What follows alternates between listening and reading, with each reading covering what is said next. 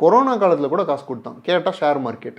அப்போ என்னன்னா பல பேர் வந்து அவங்க ஹார்ட் ஏர்ன்டு மணி சேர்த்து வச்ச காசு எல்லாத்தையும் எடுத்துன்னு வந்து இவன்கிட்ட போட்டு மாதம் வட்டி வாங்கி சாப்பிடலாம் நிம்மதியா, சும்மா தானே இருக்குது காசு அப்படின்னு போட்ட காசு கொரோனா பீரியடில் கூட அவங்களுக்கு உதவி இருக்கு, இன்ட்ரெஸ்ட் வந்திருக்கு. ஆனால் அப்படியே கொரோனா முடிஞ்சு பிஸ்னஸ் மறுபடியும் ஒரு பூம் எடுக்கும்னு நினைக்கிற ஸ்டேஜில் எல்லா டைமும் நம்ம நினைக்கிறதுலாம் வாழ்க்கையில் நடக்காது. கண்டிப்பாக அந்த லாஸ்ட் ஸ்டேஜில் ஒரு டீமை சேர்த்தாங்க. அந்த டீம் வந்து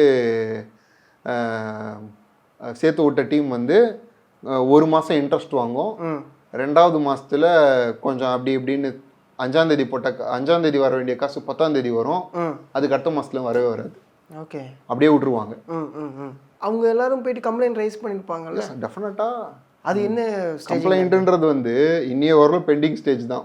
ஓகே, சி நீங்கள் by way of mouth communicate ஆகிட்டு இருக்கா, தமிழ்நாடு இல்லாமல் கர்நாடகா இல்லாமல் ஆந்திரா இல்லாமல் ஆல் ஓவர் இந்தியாவில் இருக்க எல்லா பார்ட்டுமே இதில் வந்து பார்ட்டிசிபேட் பண்ண ஆரம்பிச்சிருவாங்க. தமிழ்நாட்டிலேருந்து போட்ட காசுங்க இப்போ மக்கள் எல்லாருமே போயிட்டு எக்கனாமிக் அஃபென்ஸ் விங்கில் கம்ப்ளைண்ட் கொடுத்து அதுக்கு ஆக்ஷன் எடுக்கணும்னு போகும்போது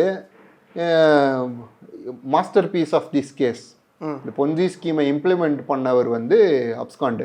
இதுக்கு கீழே பிராண்ட் அம்பாசிடர்ஸாக இருந்தால் நீங்களும் தான் மாட்டீங்க. இன்வெஸ்டிகேஷன் போயிட்டே தான் இருந்தது, பல வருஷம் இன்வெஸ்டிகேஷன் போயிட்டு இது வந்து ஒரு எண்ட் கன்க்ளூஷனே வராமல் it is still alive, the case is still alive. புரியுது. இதில் என்ன ஆச்சுன்னா உங்களை மாதிரி பிராண்ட் அம்பாசிடர்ஸை எக்ஸாம்பிள் சொல்கிறேன், உங்களை மாதிரி பிராண்ட் அம்பாசிடர்ஸை மட்டும் அரெஸ்ட் பண்ணி ஒரு ஜெயிலில் வச்சிருக்கிறாங்க.